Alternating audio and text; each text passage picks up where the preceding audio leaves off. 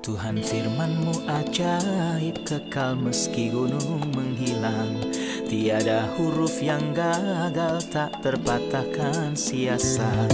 Hidup seperti-Mu ya Allah, lebih dari emas. Aku bersaksi kitab-Mu, kitab yang suci. Terdengarkan firman-Mu, hibur hati yang luka. Terangilah langkahku kemanapun ku pergi. Biarkanlah firman-Mu berkuasa atasku. Ubahkanku, bebaskanku, ku mau menyenangkan-Mu. Salam jumpa pemirsa terkasih, saya menyambut Anda sekalian dimanapun Anda berada. Dalam episode yang terbaru, program studi harian kita Semua Kitab Suci. Pada episode sebelumnya, kita telah mempelajari kitab 2 Tesalonika. Kita belajar melalui surat yang luar biasa ini, bahwa meskipun Allah hanya melihat penderitaan orang-orang yang menderita, Dia pasti akan melakukan intervensi pada waktu yang tepat untuk menyelamatkan yang tertindas dan menghukum penindas dengan keadilannya. Walaupun surga kadang terlihat sangat sabar, namun tidak akan selamanya sabar. Hari ini dengan rahmat Tuhan kita akan kembali mempelajari kitab-kitab perjanjian lama. Kita akan mulai mempelajari kitab Yeremia. Untuk memulai, izinkan saya untuk menyambut tamu kehormatan di studio, seorang hamba Tuhan, Saudara Yosef Riyad. Selamat datang, Saudara Yosef. Terima kasih, Saudara Riyad. Sebuah kehormatan. Tuhan berkati. Kami juga menyambut hadirin di studio, selamat datang. Saya mendorong Anda pemirsa terkasih untuk membuka Alkitab Anda di kitab Yeremia dan menuliskan catatan Anda, dan setiap pertanyaan Anda kami akan terima dengan baik. Kita akan segera memulai pembelajaran sesaat lagi, tetaplah bersama kami.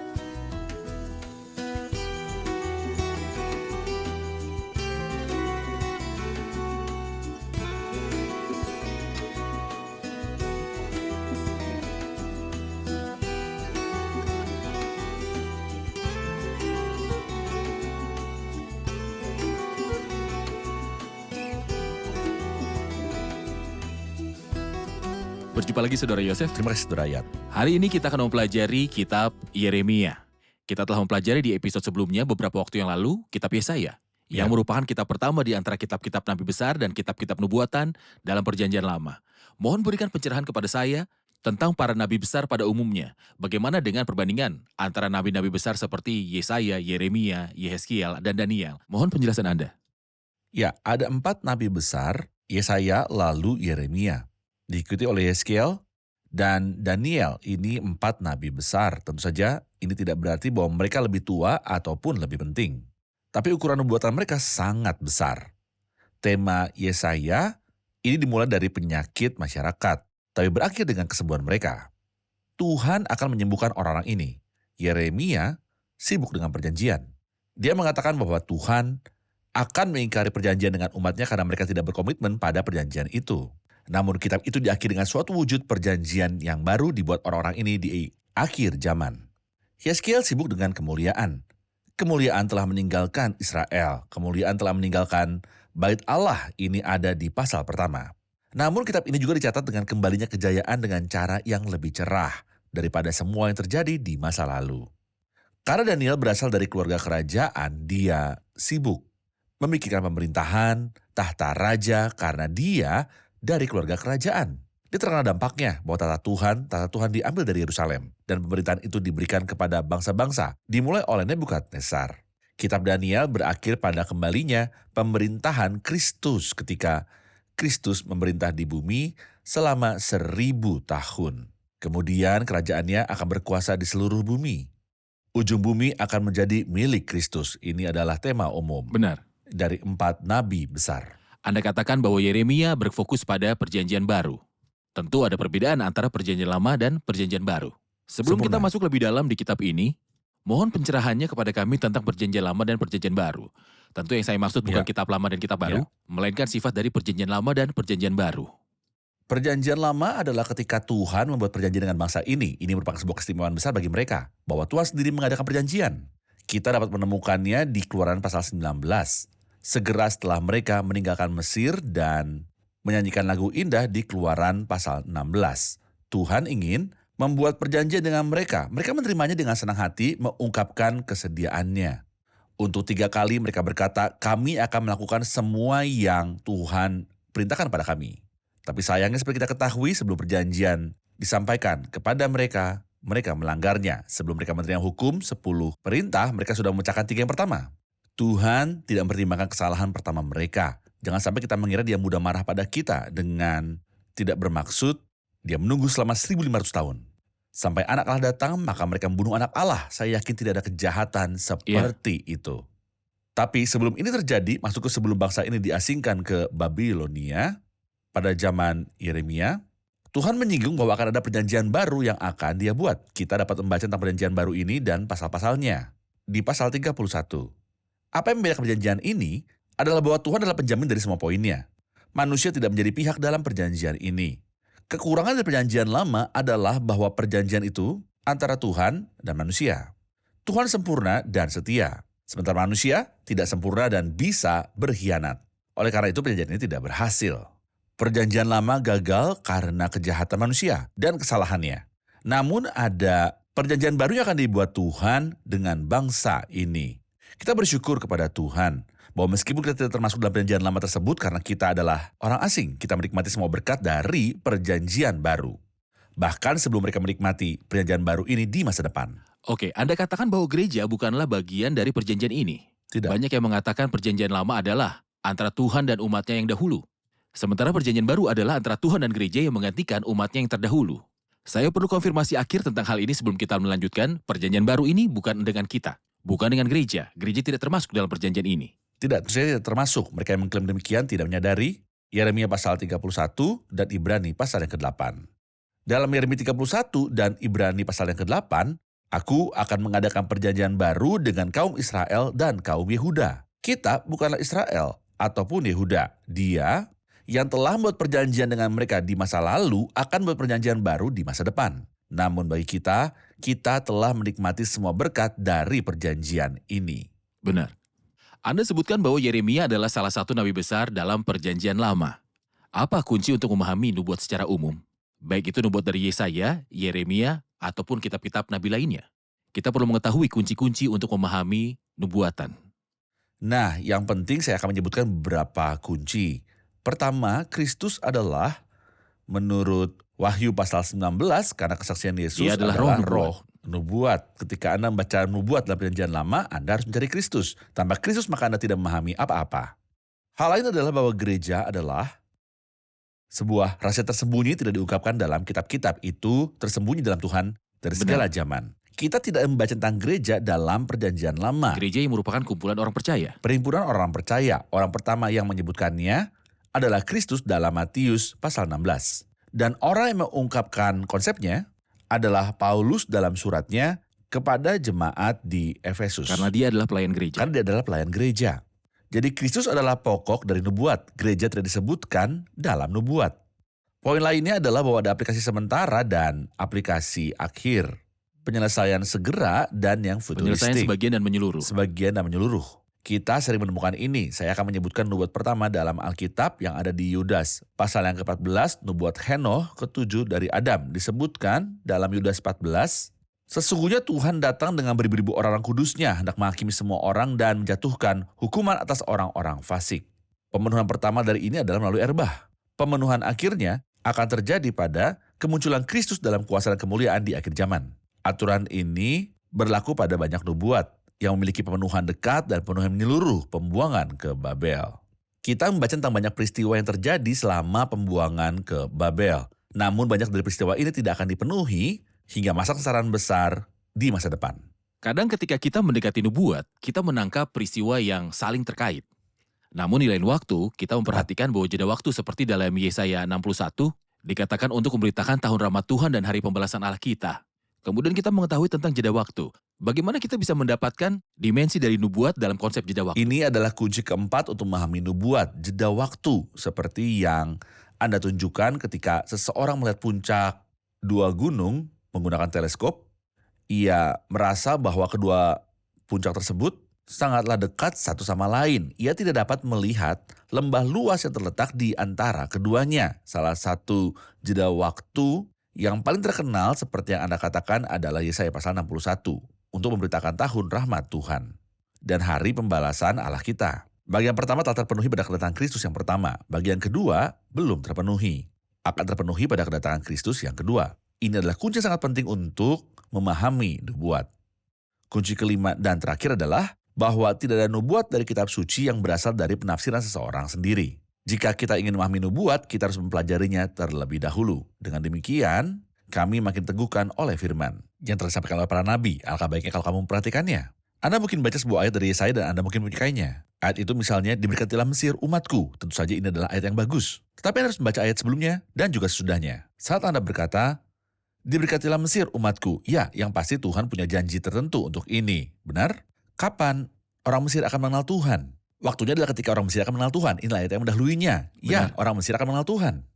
Ketika mereka mengenal Tuhan, mereka akan diberkati. Tentu saja, Tuhan akan memberkati. Namun jika bangsa ini hari ini belum mengenal Tuhan, maka ada hal yang menanti mereka, hal yang disebutkan dalam nubuat yang sama. Luar biasa. Tuhan akan memukul Mesir, memukul tapi kemudian menyembuhkannya. Baiklah, setiap hal memiliki waktunya masing-masing. Selain itu, diberkatilah Mesir umatku, dan Asyur buatan tanganku, dan Tepat. Israel milik pusakaku. Sempurna. Ini 3 berkat untuk 3 bangsa yang berbeda pada saat yang sama, di masa depan. Ketiga bangsa ini mewakili Sem, Ham, dan Yafet. Seluruh bumi akan diberkati kemudian. Ketika itu terjadi, tentu saja Mesir pasti akan diberkati. Tentu ini hanya contoh untuk memahami bagaimana nubuat harus dipahami. Kita tidak bisa memotong bagian tertentu untuk menafsirkannya.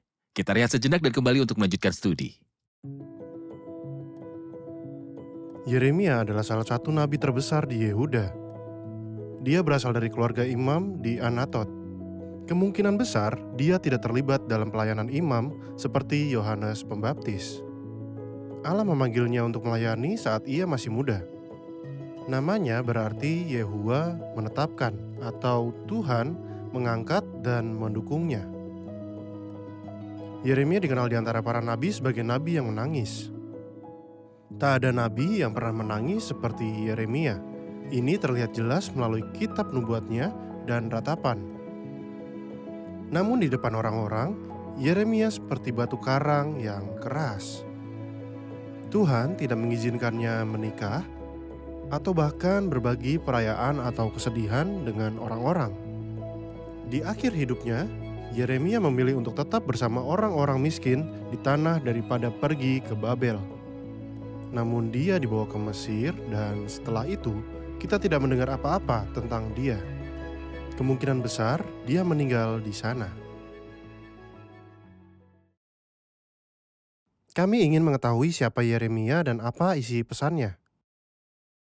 Karena kita mempelajari kitab Yeremia, mohon beritahu kami tentang karakternya, waktu kemunculannya, dan sifat pelayanannya. Yeremia muncul pada fase terakhir kerajaan Yehuda. Pada zamannya terjadi pengasingan ke Babilonia. Ia mengabdi selama 40 tahun pada masa pemerintahan 4 atau 5 raja. Dia melayani selama 18 tahun pada masa pemerintahan Yosia. Kemudian bertugas bersama 4 raja berikutnya. 2 di antaranya memerintah selama 11 tahun, menjadi 22 tahun. 2 raja lainnya memerintah selama 3 bulan. Seluruh eranya adalah 22 tahun setengah ditambah 18 tahun lagi, yaitu 40 tahun. Dari saat dia mulai bernubuat hingga pembuangan ke Babel. Dia adalah seorang nabi yang sangat peka. Seorang yang lembut dengan hati yang tulus.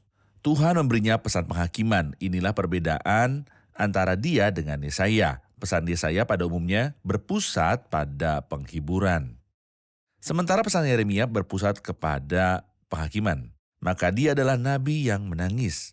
Kita membaca banyak tentang tangisannya misalnya di pasal 9 dan pasal 13. Ada sebuah kitab bernama Ratapan, sebuah kitab yang penuh dengan tangisan.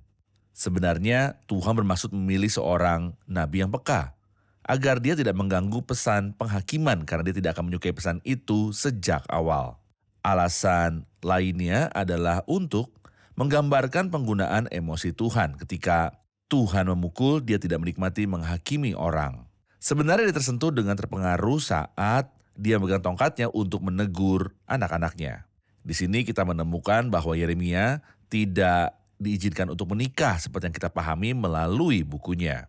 Tuhan memberitahunya untuk tidak menikah dan tidak memiliki anak. Ini adalah hal yang luar biasa karena Tuhan telah mengetahui bencana yang akan terjadi. Ini persis seperti yang dikatakan Kristus kemudian ketika dia datang, "Hai putri-putri Yerusalem, tangisilah dirimu sendiri dan anak-anakmu, suatu hari akan tiba." Meski sebagai orang Yahudi Anda senang mempunyai keturunan, tetapi mereka akan berkata, berbahagialah perempuan mandul dan yang rahimnya tidak pernah melahirkan dan yang susunya tidak pernah menyusui.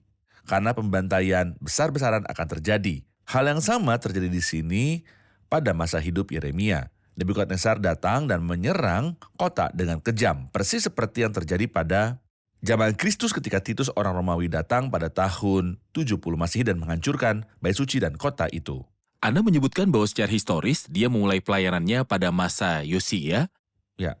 Dan pelayanannya berakhir pada waktu pembuangan ke Babel. Yang terjadi pada abad ke-6 sebelum Benar. Masehi. Ini berkenaan dengan dimensi historis. Bagaimana dengan dimensi sosialnya, keluarganya, atau pekerjaannya? Maksud saya, peran sosialnya. Ayat pertama dalam kitab ini berkata, inilah perkataan-perkataan Yeremia bin Hilkiah dari keturunan imam. Dengan demikian kita memahami bahwa dia berasal dari keluarga imam. Namun sejauh yang kita tahu, dia tidak menjadi imam. Ini mengingat kita pada Yohanes Pembaptis. Ayahnya Zakaria adalah seorang imam. Tetapi Yohanes Pembaptis tidak bergabung dengan pelayanan imamat. Karena Tuhan menggunakannya sebagai seorang nabi. Benar. Di sini Yeremia juga adalah seorang nabi.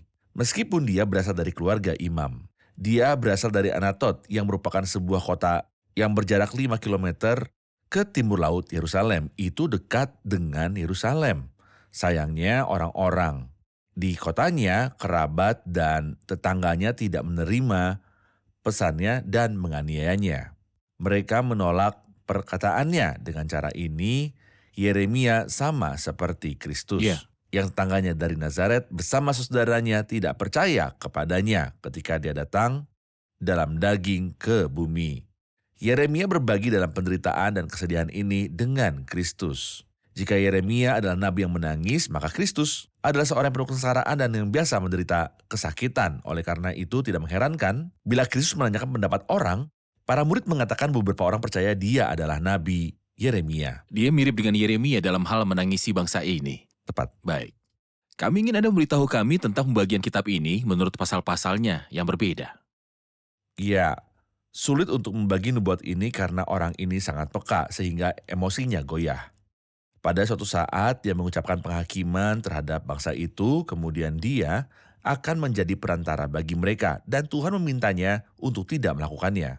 Karena waktu untuk menjadi perantara sudah berakhir, oleh karena itu nubuatan ini penuh dengan perasaan campur aduk. Inilah elemen manusiawi yang telah jelas dalam tulisan para nabi dan orang Tuhan. Tetapi secara umum saya bisa mengatakan bahwa ada 3 gagasan utama di dalam kitab Yeremia. Bagian terbesar adalah peringatan. Nubuat ini pada dasarnya bersifat peringatan, terus-menerus menasihati kita. Kembali. Kata ini kita baca berkali-kali. Dengarkan. Kata ini juga ditemukan berkali-kali. Sebenarnya saat ini di hari-hari terakhir kekristenan kita membutuhkan kedua kata ini. Kembali dan dengarkan. Bagian kedua adalah sejarah. Kita menemukan bagian ini dimulai dari pasal 39 sampai pasal 45. 39 hingga 45 yang merupakan kejatuhan Yerusalem. Dan peristiwa-peristiwa terkait dengan kejatuhannya. Lagi di pasal 52 dia akan berbicara dengan nada melankolis tentang tragedi yang terjadi ketika Yerusalem diasingkan. Karena Nebukadnezar membakar bait suci dan menghancurkan kota. Kemudian pasal 46 hingga 51 yang bisa kita sebut bagian nubuat. Jadi peringatan, sejarah, dan nubuat. Peringatan, sejarah, dan nubuat. Inilah pembagian 3 bagian melalui mana kita bisa mendapatkan aspek berbeda dari nubuat Yeremia. Sempurna. Kita akan menerima pertanyaan dari hadirin. Kita perlu mengetahui kata-kata kunci dari kitab ini untuk mengikuti urutan nubuat ini. Apa kata-kata kunci untuk memahami nubuat Yeremia? Kata yang paling sering diulang adalah Babel. Ini diulang sekitar 164 kali, lebih banyak daripada yang disebutkan di seluruh kitab lain yang ada di dalam Alkitab. Sejak Yeremia menyaksikan pengasingan ke Babilonia dan sangat terpukul oleh itu, kita membaca kata Babel sebanyak 164 kali. Namun, sekali lagi salah satu kata dicatat dalam kitab ini adalah kata kembali, seperti yang saya sebutkan sebelumnya. Dalam pasal 1, kata kembali diulangi 8 atau 9 kali. Kembali. Kata hati juga diulangi berkali-kali di dalam kitab ini. Ini menunjukkan bahwa Tuhan tidak mencari yang lahiriah beribadah dengan lidah, namun dia mencari ibadah kita. Dia juga mengatakan bahwa betapa liciknya hati, lebih licik daripada segala sesuatu, hatinya sudah membatu. Saya yakin ketika kita memperhatikan 3 kata ini, kita akan dapat memahami apa yang Yeremia ingin ceritakan kepada kita. Benar. Anda merujuk pada latar belakang sejarah waktu ketika Yeremia muncul pada masa Yosia hingga Ya. pembuangan ke Babel. Latar belakang sosial, dari mana dia berasal dan dari keluarga mana, dia berasal dari keluarga imam. Tapi bagaimana dengan kondisi rohani pada saat Yeremia datang dalam hubungannya dengan masa Yosia? Bagaimanakah keadaan rohani orang-orang pada masa Yosia sampai hukum ditemukan dan bagaimanakah mereka kemudian? Baiklah, ketika kita sampai ke Yeremia pasal 3, kita akan menemukan sesuatu yang tidak bisa kita dapatkan dari kitab Raja-Raja misalnya. Kitab 2 Raja-Raja memberitahu kita tentang kebangunan rohani besar pada masa Yosia. Itu adalah kebangunan rohani yang besar dan luar biasa. Namun ketika kita membaca Yeremia pasal 3, kita tahu bahwa kembalinya orang-orang itu bersifat dangkal dan superficial. Oleh karena itu Yeremia menegur mereka, ini adalah masa Yosia yang seharusnya menjadi yang terbaik. Itu adalah masa kebangunan rohani. Kebangunan rohani. Ketika Yosia meninggal, 4 raja datang, masing-masing lebih jahat dari yang lainnya. Yeremia berhak disebut sebagai nabi yang menangis, karena dia berbicara kepada siapakah aku harus bicara dan bersaksi supaya mereka mau memperhatikan. Sungguh, sehingga mereka tidak bersunat, mereka tidak dapat mendengar. Anda mungkin bisa menyampaikan pesan Anda jika Anda bicara kepada orang yang masih hidup, tetapi mereka tidak peduli untuk mendengarkan. Oleh karena itu, dia terus mengatakan pada mereka untuk kembali karena Tuhan marah bahwa pembuangan sedang terjadi. Namun saya mereka keras kepala seperti besi. Ketika kita baca lebih banyak dari kitab ini, kita akan temukan bahwa pada saat Nebukadnezar mengepung kota Yerusalem, mereka memperlakukan satu sama lain dengan buruk. Menumpahkan darah yang tidak bersalah dan memperlakukan orang miskin dengan buruk. Orang-orang memiliki sedikit ketakutan dan musuh sudah di pintu. Ini mengingat saya pada pencuri disalib. Dalam beberapa jam dia akan segera menghadap Tuhan, tetapi dia mencemooh Kristus. Ini adalah hal yang sangat menyedihkan. Terima kasih Saudara Yosef. Masih ada satu bagian lagi dari pengantar kita, yaitu gaya Yeremia dalam menulis nubuatannya. Apa gaya penulisannya? Yeremia dibedakan seperti beberapa nabi lainnya. Misalnya Yesaya dalam beberapa hal, Yeskiel lebih banyak, dan juga Hosea. Dengan tidak merasa cukup hanya dengan mengatakan firman. Namun karena firman Tuhan kehilangan dampaknya pada hati nurani dan hati, Tuhan mulai selain firman memberikan kepada mereka sebuah perumpamaan. Sarana penjelasan. Saya pikir setidaknya 6 pasal memberitahu kita analogi seperti itu. Misalnya dalam pasal 13 kita baca tentang kain linen yang dia kuburkan di tepi sungai Efrat. Kemudian Tuhan memintanya untuk membawanya kembali. Sekali lagi di pasal yang ke-18, pergilah dengan segera ke rumah tukang periuk. Di sana aku akan memperdengar perkataan-perkataanku kepadamu. Dalam pasal 19 kita membaca tentang ladang tukang periuk yang ia musnahkan. Wadah yang sudah tidak diperlukan lagi. Dalam pasal 24, 2 keranjang buah ara, masing-masing dari mereka 27 batang-batang kuk yang dia kirim kepada raja-raja yang ingin berperang melawan Raja Babel. Dia mengirimi mereka kuk. Dalam pasal 32, Tuhan bertanya kepadanya untuk membeli ladang dari sepupunya di Anatot. Analogi seperti ini tidak ditemukan dalam banyak nubuatan, namun ditemukan dalam kitab Yeremia, terkadang di kitab Yesaya. Lebih banyak lagi di Yeskiel dan juga di Hosea. Gaya ini digunakan ketika firman Tuhan kehilangan otoritasnya terhadap hati nurani. Ketika firman Tuhan tidak dipahami, dia mulai menggunakan cara lain untuk menjelaskannya. Sempurna. Demikianlah rendahnya status masyarakat. Terima kasih Saudara Yosef, Tuhan Tuhan berkati. berkatimu juga. Kita rangkum episode ini bersama hadirin.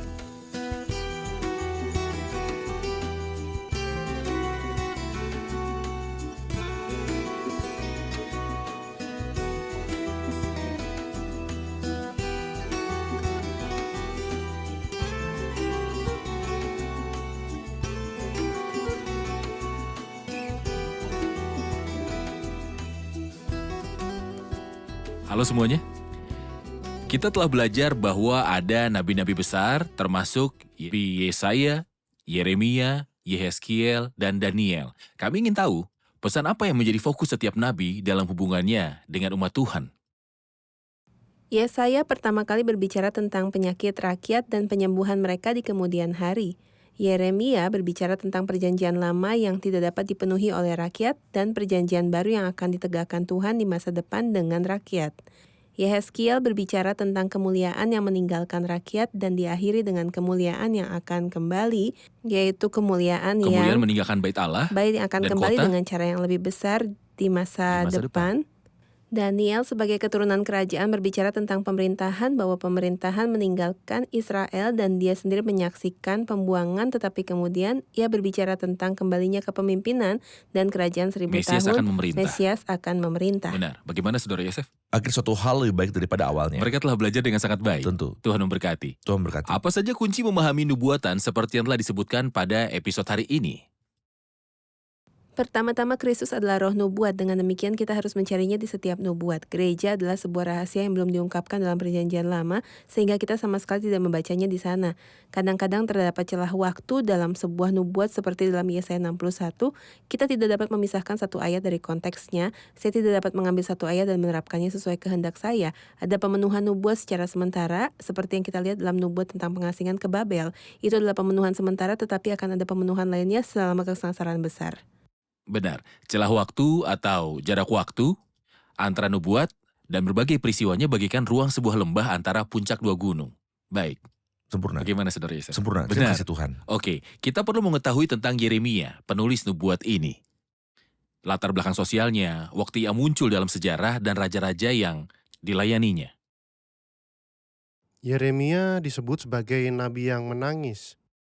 Secara historis, ia muncul pada masa Raja Yosia.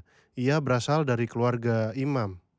Namun ia tidak melayani sebagai imam, tetapi ia adalah seorang nabi seperti Yohanes Pembaptis. Benar, pelayanannya dimulai pada zaman Ia Yosia pada zaman dan ia Yosia. menyaksikan peristiwa penawanan. Dia hidup sampai peristiwa pengasingan. Benar, Sempurna. Saudara Yosef. Terima kasih, Tuhan berkati. Terima kasih Saudara Yosef, Tuhan Sama-sama. berkati. Kita akan mulai mempelajari pasal 1 di episode yang mendatang. Amin. Pemirsa terkasih, dalam episode hari ini kita mempelajari bahwa kitab Tuhan, Alkitab, adalah satu-satunya kitab nubuat. Kitab nubuat yang berbicara tentang masa lalu, masa kini, dan masa depan. Jangan khawatir tentang apa yang mungkin terjadi besok, atau apa yang akan terjadi di bumi ini. Satu hal yang harus Anda pastikan bahwa ketika Kristus datang, untuk mengambil orang-orang percaya Anda bersamanya. Sebagai pemenuhan dari perkataan di mana aku berada, di situ juga kamu berada. Saya mendorong Anda untuk menerima Kristus.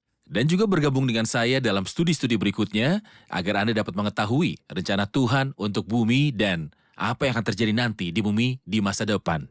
Sampai jumpa di episode selanjutnya, Tuhan besertamu.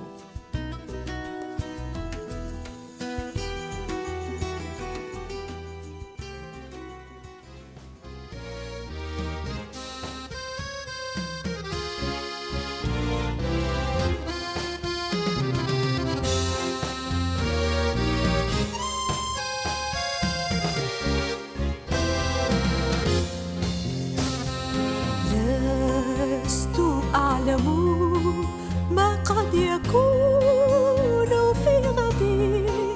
لا أعلم، لا أعلم. لا لست أعلم كم سيطول العمر بي. لا أعلم، لا أعلم. لكنني يا ضامني أعلم أنك معي وأنك بي تعتني مهما يكون في غدي.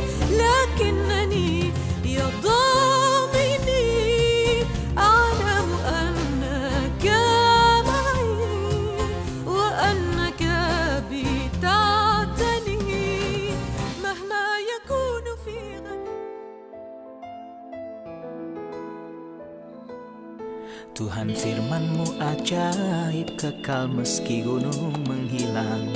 Tiada huruf yang gagal, tak terpatahkan siasat. Hidup seperti-Mu ya Allah, lebih dari emas. Aku bersaksi kitab-Mu, kitab yang suci. Mendengarkan firman-Mu, hibur hati yang luka. Terangilah langkahku kemanapun ku pergi. Biarkanlah firman-Mu berkuasa atasku. Ubahkanku, bebaskanku, ku mau menyenangkan-Mu. Tuhan firman-Mu ajaib, ubah dan bebaskan aku.